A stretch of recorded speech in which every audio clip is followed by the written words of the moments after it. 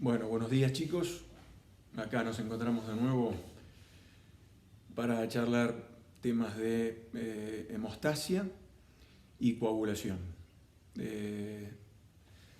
Voy a comenzar la charla recordándoles algunas cuestiones fisiológicas básicas para que ustedes vayan entendiendo que cuando esos problemas fisiológicos se transforman en algo patológico, cada uno de esos mecanismos pueden llevar a manifestaciones clínicas diferentes que combinadas van a dar los síndromes, ya sean hemorrágicos, como lo que vamos a charlar en el día de hoy, o trombóticos. Ustedes se acuerdan que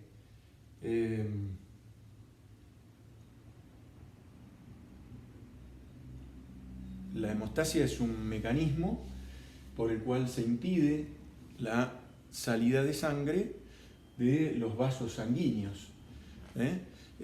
Permite que la sangre sea un elemento que fluya y que si hay una lesión en el endotelio vascular o en el mismo vaso, permita la formación del coágulo en el sitio de la lesión. Si esto no ocurriese, el paciente perdería más sangre del que normalmente debiera perder en función del trauma que lo provoca, o en el caso de que se forme un coágulo en un sitio donde no hay lesión o donde la lesión fuera interna, habría una interrupción del flujo sanguíneo y por lo tanto una isquemia, que sería la transformación de esa sangre en estado líquido a estado gel y posteriormente sólido en un sitio donde fisiológicamente el cuerpo no lo necesita.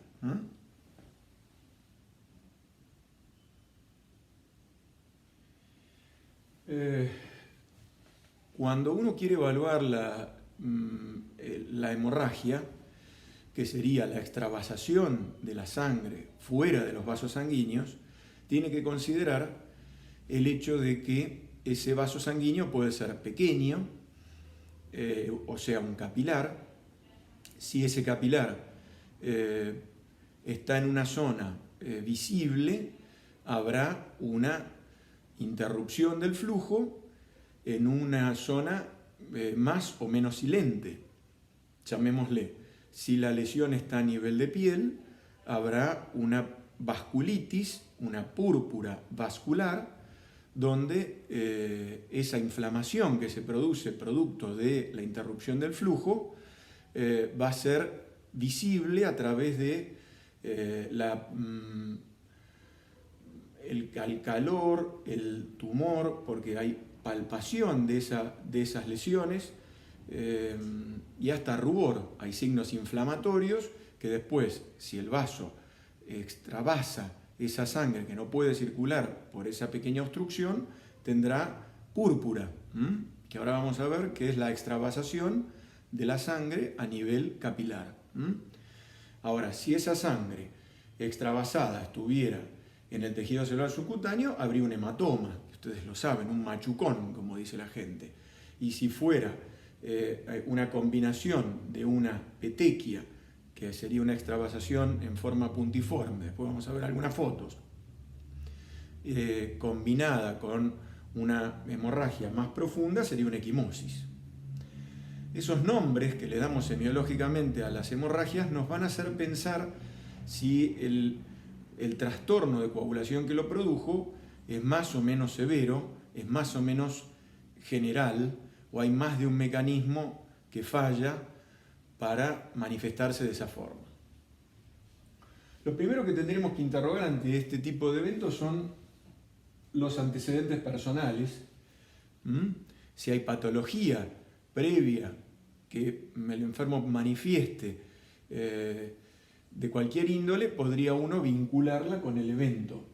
También familiares con púrpura, que como dijimos pueden ser petequias, equimosis o vasculitis, hematomas, que sería la extravasación en el tejido celular subcutáneo de esa hemorragia, que ya es de mayor cuantía la pérdida, que pueden ser llamados fáciles ante un trauma mínimo o espontáneo, donde ya el trauma ni siquiera es manifestado por el paciente en el interrogatorio. Los antecedentes de sangrado mucoso, ustedes saben que cualquiera de los orificios que se comunican al cuerpo con el exterior, ya sean las fosas nasales, la boca, el ano, la vagina, la uretra masculina,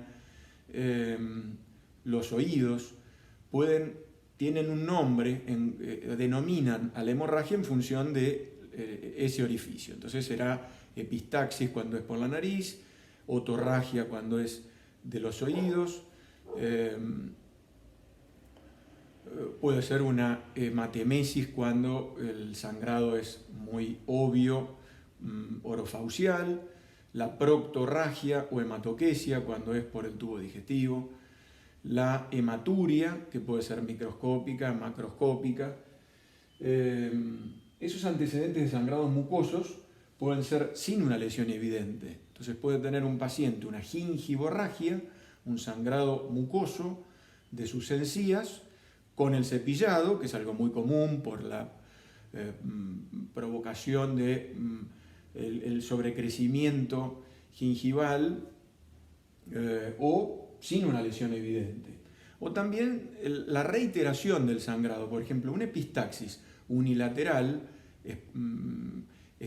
espontánea, pero esporádica, no debería llamarnos demasiado la atención porque cualquier persona la puede tener. Ahora, si hay una epistaxis reiterada, bilateral, o cualquiera de los otros sangrados que nombramos, en forma reiterada, la cuestión se jerarquiza desde el punto de vista clínico mucho más. O que haya más de un sitio de sangrado a la vez. Si, por ejemplo, el enfermo refiere esa epistaxis unilateral que referíamos recién, pero acompañado de una hematuria o de cualquiera de los otros sangrados, o hematomas, o púrpura, equimosis o petequias en piel, más un sangrado mucoso, la jerarquización en cuanto a nuestra evaluación de riesgo de que haya una patología prohemorrágica va a sumar muchos más puntos. Hoy que esta cuestión del puntaje de los scores de riesgo está tan protocolizada y hay distintas estas maneras de evaluarla o de puntuarla, hay distintos calculadores ya masivos, Medscape o en distintos tipos de evaluaciones que uno puede medir. Por ejemplo, el Hasbled es un score de riesgo hemorrágico internacional, que tiene un nombre en inglés, pero que es de uso muy frecuente para pacientes anticoagulados, que uno lo interroga previamente al tratamiento anticoagulante para evaluar cuál es el riesgo predeterminado ante el uso de un medicamento que también tiene riesgo hemorrágico. Bueno, una cosa que uno tiene que interrogar, ya sea en un preoperatorio o en un paciente que ya consulta con hemorragia o en un paciente que va a ser anticoagulado y que uno quiere evaluar cuánto riesgo tiene de sangrar antes de ese evento, podemos preguntar si después de una extracción dental o una cirugía como una amigdalectomía, que es un arrancamiento que ya no es tan frecuente, pero sí lo era en la época que yo era chico, y el paciente no había sangrado frente a una tonsilectomía o a una extracción dental múltiple, se sabe que con más de 3 exodoncias a la vez, el riesgo de sangrado, el lecho cruento que deja el cirujano maxilofacial o el odontólogo, proclive al sangrado. Si en ese momento el enfermo refiere que el sangrado motivó una intervención quirúrgica o algún tipo de intervención terapéutica para que cese esa hemorragia, uno jerarquiza ese sangrado. En algunas tablas o scores de riesgo uno interroga frente a la posibilidad de que lo hayan transfundido con sangre para compensar esa hemorragia. Ahí no cabe duda, o no cabría duda en esa situación de que la hemorragia fue masiva, ¿no? Los hábitos, el uso de aspirina o antiinflamatorios hoy es de un uso tan frecuente que la gente no lo considera un medicamento. Lo hace de forma consuetudinaria y algunos ya con una adicción a los antiinflamatorios no esteroideos, y eso provoca una mala función de las plaquetas. Ustedes recuerdan que las plaquetas están en un número normal por cada gotita de sangre, por cada milímetro cúbico, hay entre 150.000 y 450.000. Ahora, si a esa función plaquetaria nosotros la inhibimos con inhibidores de la prostaglandina, como una aspirina o un antiinflamatorio en dosis altas, la aspirina va a hacer que la plaqueta no agregue entre sí, no se peguen entre sí para formar el tapón plaquetario primario, o pierda adherencia. ¿Se acuerdan que la adherencia es una especie de anclaje de la plaqueta al endotelio para actuar en el sitio de acción? Si pierde ese anclaje, después vamos a ver una patología de alta prevalencia, como el von Willebrand o von Willebrand, que hace que la plaqueta no adhiera y tenga poca agregación. Entonces la plaqueta va a formar un coágulo de poca eficacia fuera del sitio de acción. Lo mismo ocurriría si a ese enfermo que ya tiene un trastorno de agregación o adhesión plaquetaria, nosotros provocamos menor agregación adrede. Por ejemplo, ustedes saben que la aspirina hoy debería usarse casi exclusivamente como uso de antiagregación plaquetaria. Con dosis de 100 miligramos de ácido acetilsalicílico, el enfermo va a tener menos agregación plaquetaria y por lo tanto, si tenía otros factores de riesgo de, por ejemplo, daño endotelial para que se transformen en una formación de un trombo a nivel de una coronaria, y ese enfermo ya había sufrido un infarto agudo de miocardio, el hecho de antiagregarlo va a protegerlo de un nuevo evento. Eso se llama prevención secundaria. Uno da ácido acetilsalicílico para que haya menos riesgo de un nuevo infarto o de un nuevo accidente cerebrovascular isquémico en el caso de que haya ya tenido uno de tipo aterotrombótico. Acuérdense que los ateromas son formación de una lesión en el endotelio donde los macrófagos han fagocitado colesterol y han producido una inflamación local donde las plaquetas, al notar ese problema reológico que se produce, esa especie de turbulencia que se produce en la microvasculatura, forman una placa, se adhieren a ese daño endotelial y si la placa se rompe, migran hacia lugares pequeños, como pueden ser la circulación capilar a nivel cerebral o cardíaco, y provocan un infarto. Entonces, si uno utiliza esta aspirina, van a perder agregación. Ahora, si no había un daño endotelial, pero el enfermo tenía ya debilitado su sistema de agregación plaquetaria de forma congénita, o tenía un número de plaquetas disminuido y le agregamos la aspirina o antiinflamatorios, el enfermo va a ser proclive al sangrado. Muy bien. ¿Qué tenemos que examinar en el examen físico? La piel y las mucosas. Podemos buscar palidez, producto de un sangrado previo, púrpura, que como dijimos es la extravasación de sangre en el tejido celular subcutáneo, ictericia, angiomas, que muchas veces confunden con petequias o lunares rojo rubí, que son el diagnóstico diferencial que debemos tener frente a una lesión puntiforme que pudiera ser una petequia cuando es plana, sin inflamación, o que protruye a nuestra palpación, es rugosa, porque hay un componente de dolor o inflamación, una tetra de Celso, como dijimos al principio, que hablaría de una vasculitis, una inflamación vascular que por extravasación posterior a esa trombosis microvascular se transformó en hemorrágica, pero inicialmente era trombótica, era microtrombótica, esa es la vasculitis. O un lunar rojo rubí, como dije, esos lunares que son como una fresita, o el angioma, que si uno lo aprieta se vacía de sangre y cuando uno lo suelta se vuelve a rellenar en forma de arañitas vasculares o en forma de un lunar que no se vacía. En fauces, ¿qué vamos a buscar? Paladar ojival.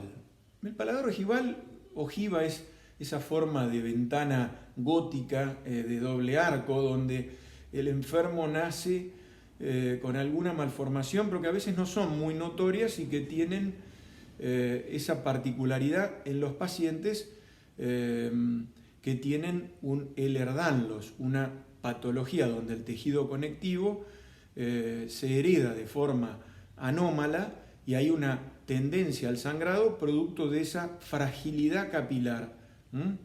El enfermo tiene paladar ongival y tiene otras manifestaciones como hiperlaxitud ligamentaria, donde cuando vayamos a revisar el sistema locomotor.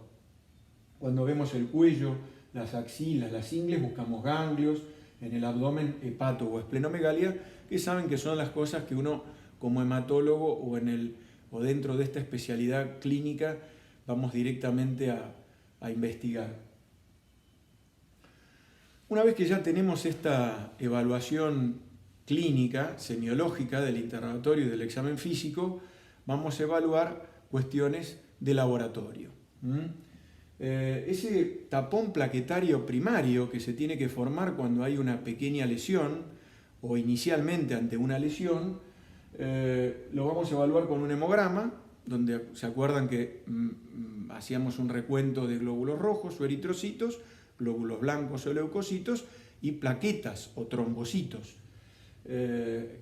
cuyo número normal, vuelvo a insistir, es entre 150.000 y 450.000. Ahora, ¿toda plaquetopenia da riesgo de sangrado? No, porque el organismo tiene un mecanismo compensador donde las plaquetas recién por debajo de 60.000 van a tener un riesgo hemorrágico per se.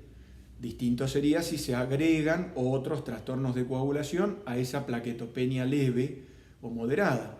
Recién con menos de 20.000 plaquetas, recién el organismo empieza a tener una tendencia hemorrágica espontánea, por más que el resto del sistema de coagulación permanezca indemne. El tiempo de sangría debe ser un tiempo de Ivy, que es un tiempo de sangría tomado de una forma muy particular. No sirve ese tiempo de sangría que se hace en el lóbulo de la oreja, que se llama tiempo de Duke o Duque. Eso ya no debería utilizarse más. Estos son pruebas de orientación. La vía extrínseca de la coagulación, o tiempo de Quick, o tiempo de protrombina, evalúa solo el factor 7, es un tiempo que dura 12 segundos, y es el que ustedes están acostumbrados a pedir en una guardia, aunque ya no se permite más pedir solamente el tiempo de Quick, porque hay que evaluar también la vía intrínseca y común con el KPTT, o TTPC, o tiempo parcial de Kaolin. Son nombres raros, pero que lo que hacen es describir el reactivo que se usa in vitro para evaluar lo que ocurre in vivo. Entonces, de esta forma, con el tiempo de Quick, el KPTT, el tiempo de sangría y el recuento de plaquetas, ya podemos tener una idea global de toda la cascada de coagulación, de esos 13 factores de coagulación, pero que el número 13 no se lo tienen que acordar como evaluable de esta forma, porque no se mide con ninguna de estas pruebas, ni siquiera con el que mide la vía final, que ya mide la transformación de esos factores de coagulación en esa sustancia que se llama fibrina. La trombina, que es la enzima más potente de todo este sistema, que es la última que se forma, es la que transforma el fibrinógeno, que es esa sustancia todavía disuelta en el plasma, en fibrina, que ya no está disuelta, ya se transforma en un material gélido o sólido, que es la que estabiliza el coágulo que se había formado de tipo gel para que ya detenga la hemorragia. La mezcla con plasma normal, si uno ve que estos tiempos de coagulación son largos, que tardan más de lo que tienen que tardar, si uno lo mezclara con un poquito de plasma que tiene guardado en otro tubo para ver si corrige y corrigiera, sabemos que el plasma de nuestro enfermo carece de la sustancia que sí tenía el plasma que mezclamos nosotros. Y es una forma de saber que hay muy probablemente una carencia de algún factor de coagulación en el plasma de nuestro enfermo. Y la incubación es el tiempo que hay que mantener ese plasma para que se active y diferenciar algunos otros trastornos de coagulación más complejos que vamos a ver más adelante. ¿Cómo confirmamos esto que sospechábamos mezclando plasma normal? Dosando los factores de coagulación. ¿Cómo se dosa? Es sencillo, si uno tiene un plasma carente de un factor, que ya sabíamos de antemano que carecía de ese factor, lo agregamos a nuestra muestra y corrige el tiempo que estaba dando prolongado, sabemos que le faltaba el factor en cuestión. Y así podemos usar todos los factores de coagulación de la cascada. Esto ya es un poquito más complejo, pero es para redondear el tema y que ustedes usen un poco el razonamiento. ¿Qué es un inhibidor? Si nosotros en esa cascada que estamos pretendiendo medir poníamos el factor o poníamos inicialmente la mezcla con plasma normal y el paciente no corrige ese tiempo de coagulación que estaba prolongado, ¿qué tenemos que pensar? Que hay un inhibidor de los factores que lo único que hacemos nosotros agregando el factor de coagulación que creíamos que faltaba es darle mordiente para que actúe todavía más ese anticuerpo, ese inhibidor que tenía el paciente en sangre y prolongue todavía más el tiempo. Si incubamos el plasma a temperatura de 37 grados, que es la temperatura normal del cuerpo, habrá todavía más incremento de ese tiempo que tarda el enfermo en coagular. Eso son pruebas de inhibidor positivo. El más conocido de estos inhibidores es el inhibidor de tipo lúpico. El que cuando está presente en plasma y o en una placa en gel son las anticardiolipinas y el inhibidor lúpico, formando parte de un síndrome que se llama síndrome antifosfolipídico o SAF, que ustedes lo han oído nombrar porque tiene mucha difusión en los medios. Hay una ley de trombofilia, que sería lo opuesto de todo esto que estamos charlando, donde la tendencia anormal a la trombosis hace que el enfermo ya tenga una predisposición personal a que se formen microcoágulos. Esos son los inhibidores que estamos buscando acá. Vamos a ir redondeando sabiendo que hay problemas también prohemorrágicos que se producen por el fallo en la vía final de la coagulación, y eso se llama hiperfibrinolisis. Si el sistema donde se formaba la fibrina, que tiene también un sistema de limpieza de esa fibrina, que se llama fibrinolisis, y hubiera un incremento de esa fibrinolisis, habría una tendencia hemorrágica. Esto es algo muy poco frecuente y que solo pretendo que ustedes lo tengan en el razonamiento y no en la memoria. Sí quiero hacer una mención del dosaje de antígeno de von Willebrand, que hoy lo nombramos, y el cofactor ristocetina, que hacen a la medida de un trastorno familiar de coagulación que lo puede tener hasta el 1% de la población, sobre todo en su forma leve, que es la tipo 1, donde el paciente ya tiene un trastorno de agregación y adhesión plaquetaria, que si toma aspirinas o antiinflamatorios, el paciente sangra por mucosas. Tiene epistaxis o, en las mujeres, ginecorragia y hematomas fáciles.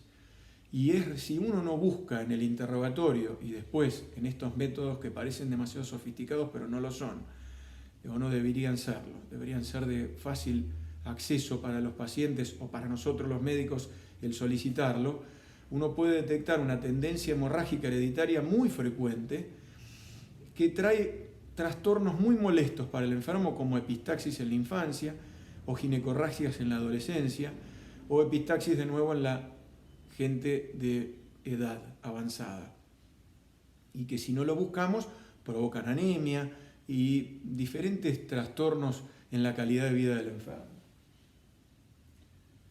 Bueno, en cuanto al tratamiento no vamos a hablar porque no es el momento para hablar con ustedes, pero el día que lo charlemos ya vamos a aplicar estos conocimientos fisiológicos y fisiopatológicos a cada uno de estos tratamientos.